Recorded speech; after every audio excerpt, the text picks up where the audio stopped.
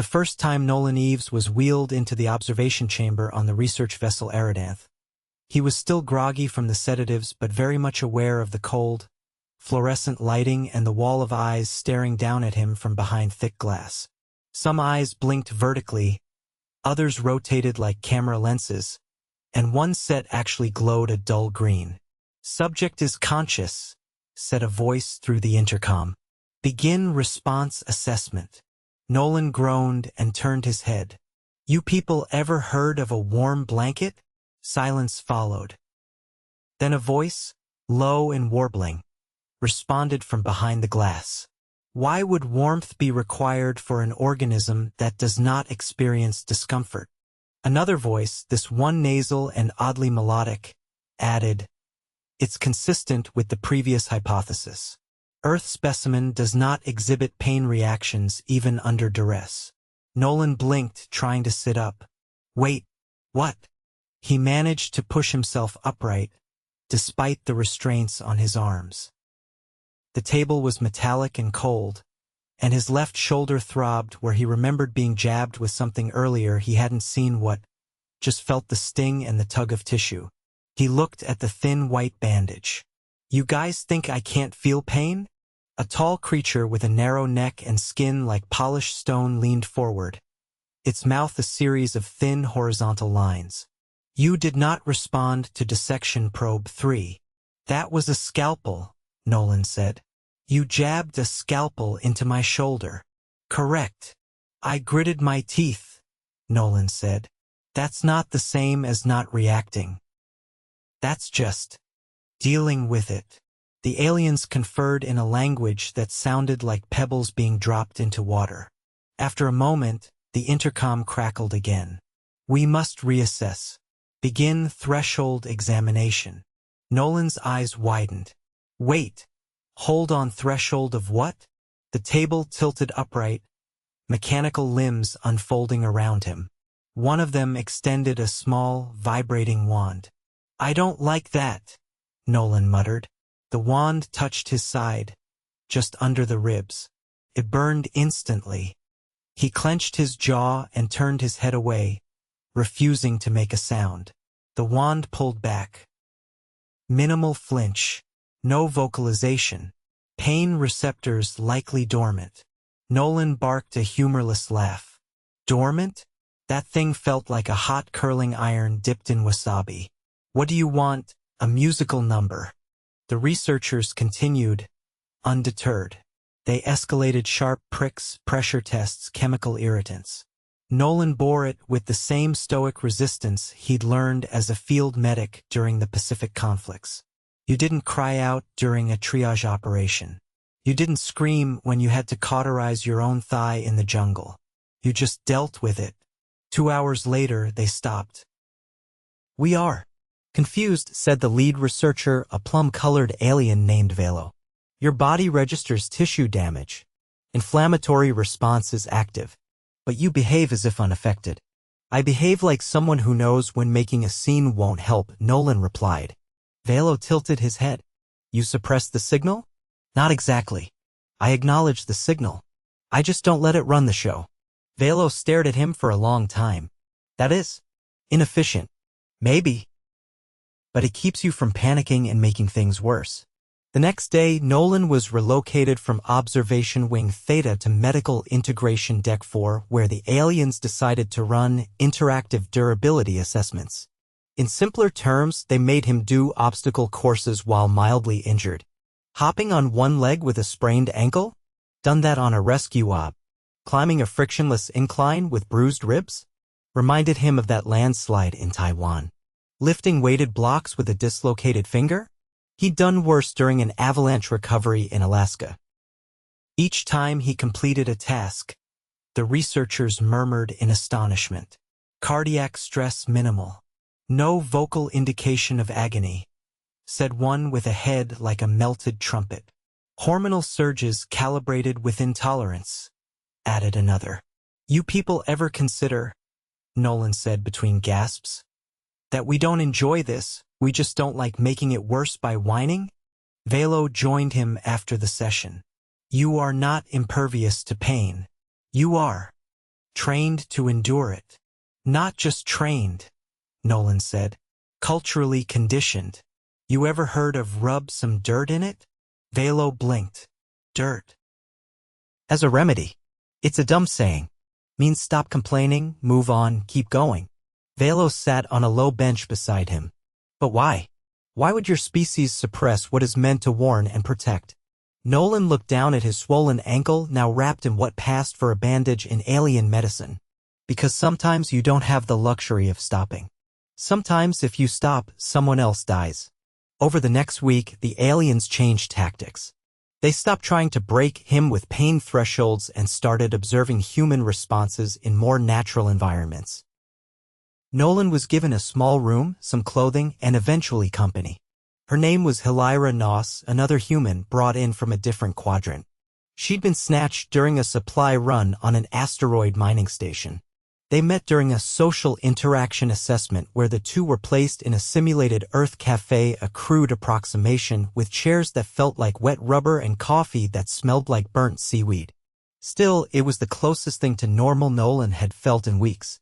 Name's Nolan, he said, offering a hand. Helira shook it, her grip firm.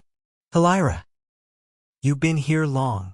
Long enough to know they think we're pain-proof. She frowned. What? They've been studying me like I'm a walking paradox. I get hurt, but I don't scream, so they assume I don't feel it. Helira leaned back.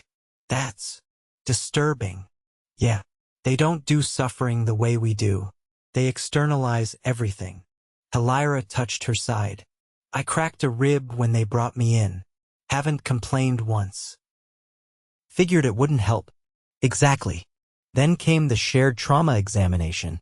The researchers put Nolan and Helira through a simulated crash with artificial injuries and debris. Only the injuries weren't entirely fake. Nolan's arm was pinned under a steel beam. He gritted his teeth and didn't speak for 10 minutes while Helira tried to lift the beam. Are you okay? She asked. No, he said, wincing. But keep trying. They got it off eventually. Nolan's arm was swollen and bruised. The researchers observed silently, then reviewed the footage. No vocal distress. No attempt to summon help. He was helping me, Helira snapped. He was in pain, but he didn't want to slow me down. Velo approached them later. Why not request extraction? Because pain is a signal, Nolan said. But it's not a command. Velo studied him. You suffer quietly. Sometimes, Nolan said. Sometimes we yell. Sometimes we cry. But not always. And not when it might make things worse. Fascinating, Velo whispered. You have evolved not past pain, but through it. Nolan looked at his arm, which still hurt like hell. We haven't evolved past anything. We're just really stubborn. And that, it turned out, was what fascinated them most. Not the pain. The refusal to surrender to it. They brought the ice drills out on the third week. Nolan was led into a cavernous chamber chilled to the kind of cold that shut down thought. Frost bloomed across the walls in fractal veins, and the air scraped his lungs raw with every breath. He was in a light jumpsuit, standard-issue Eridanth material, slick and breathable but absolutely worthless against sub-zero temperatures. 3 aliens stood on a raised platform, their bodies sheathed in thermal shielding that shimmered faintly in the dim light. Velo stood at the front, one long arm raised toward a console embedded in the floor. You will demonstrate functional response to cold exposure, Velo said. Your species claims to operate in extreme climates. This requires verification. I didn't claim anything, Nolan muttered, his teeth already chattering. You people just keep escalating like it's a game show. We must understand the limits. You could just ask. We did. Your answers were insufficiently quantified. The drills dropped from the ceiling like descending stalactites, 6 of them, each tipped with a spinning cone that glowed faint blue. They weren't pointed at Nolan, but their presence was hard to ignore. A fine mist of frost sprayed out from the tips, instantly freezing the floor. This is a simulation of glacial excavation, Velo said. You will remain within the mist radius for a duration of 12 minutes while performing manual tasks. Manual tasks, Nolan repeated. Like what? A panel slid open beside him, revealing a pile of irregular metal pieces and a schematic projected onto the wall. Construct a structural support frame, Velo said. Nolan looked at the schematic, then the parts. This is a ship bulkhead design. You want me to build a section of your ship in a freezer? Correct. He stepped forward, boots cracking through a thin layer of ice. His fingers were already stiff. By the time he touched the first metal rod, the tips of his fingers had gone numb. Starting now, Velo announced. The drills ignited again, spewing mist. A sharp, metallic chill enveloped Nolan's arms and neck, creeping into his joints. He picked up the first rod and immediately dropped it as the cold bit into his palm like a live wire. No insulation tools? He asked. You are permitted organic tolerance only, Velo replied. Nolan pressed his lips together and picked the rod back up, this time using the crook of his elbow to balance it. Assembling the frame became a game of awkward grips, clenched teeth, and muttered curses. His breath came in ragged puffs, freezing in the air before falling in soft, white flakes. At minute 5, his fingertips cracked open and began to bleed. Subject is leaking, observed one of the researchers. A squat, jelly-bodied creature with stilt-like legs. It's called frostbite, Nolan said. We don't leak. We rupture. You continue the task, Velo said, tilting his head. You do not retreat. If I stop moving, I'll seize up. He braced a crossbeam against his knee and forced it into place. That's not bravery. That's physics. By minute 8, the bleeding had stopped because his blood had frozen. His hands were purple, trembling violently with each movement, but still functioning. He forced a connector into place with the heel of his palm, feeling skin tear beneath the pressure. You are aware you will suffer permanent injury, Velo said. Not if you give me warm water and a blanket after this. At minute 10, the drills shut off. Assessment complete, Velo said. You may cease. Nolan lowered the final rod into place and staggered back, arms limp at his sides. The cold had reached his spine. He collapsed onto the floor, curling inward, his breath shallow. 2 medical drones zipped down from the ceiling. They sprayed a warm vapor across his chest and wrapped his hands with a gel that stung worse than the frost itself. Your circulatory system is inefficient, said the jelly-bodied alien. You damage easily. We're not built for this, Nolan whispered. But we do it anyway. After an hour in medical, he was relocated to a recovery room, a dim, humid chamber with walls that pulsed faintly, like breathing. Helira was already there, lying on one of the organic beds with a compress over her eyes. Let me guess, she said without removing it. They froze you. Yeah, Nolan replied, easing onto the bed beside her. Had me building a frame while my fingers turned into glass. They made me crawl through a gas tunnel filled with oxidized particulates. Said they were testing lung capacity. Did you? Barely. Coughing up black slime for an hour. Nolan flexed his fingers. The skin was raw, but sensation was returning. They don't understand that just because we survive something doesn't mean we're fine. Helira turned her head. They think endurance equals immunity. They're missing the point. They're not missing it, Nolan said. They just don't have it. The point doesn't exist in their world. The door opened and Velo entered, carrying a small, glowing sphere. You are both stable, he said. We are moving to integration trials. Helira sat up. Integration into what? Velo gestured to the sphere. Simulated environments. We wish to observe human adaptation in unpredictable scenarios. Unpredictable how? Nolan asked. Velo looked at him. We will not inform you in advance. The next morning, they dropped Nolan into a desert. Not a holographic one, a real, scorching, shimmering deathscape carved into the outer deck of the Aridath. Artificial sun lamps blazed overhead. The sand was fine and pale like powdered bone. There was no shelter, no water, no indication of time. He wore nothing except a thin tunic and a sensor collar. Begin adaptation, came Velo's voice from above. Nolan crouched and immediately began digging into the sand with his hands. The top layer was blistering, but lower down it was cooler, almost tolerable. He burrowed out a shallow pit and curled into it, letting the earth insulate him. Hours passed. The sun never moved. He tore strips from his tunic to cover his neck and shoulders. He urinated into the sand, then moved to a new spot. When thirst became unbearable, he licked condensation off his own skin barely enough to dampen his tongue. On the second day, they dropped in a canteen. It was half full. He drank slowly, rationing each sip, then used the metal shell to reflect sunlight and signal upward. Nothing happened. On the third day, he collapsed. His skin had cracked along his shoulders and thighs. His lips bled. Still, he didn't call out. They were watching. They always watched. Velo entered the chamber on the fourth day. "You are failing," he said.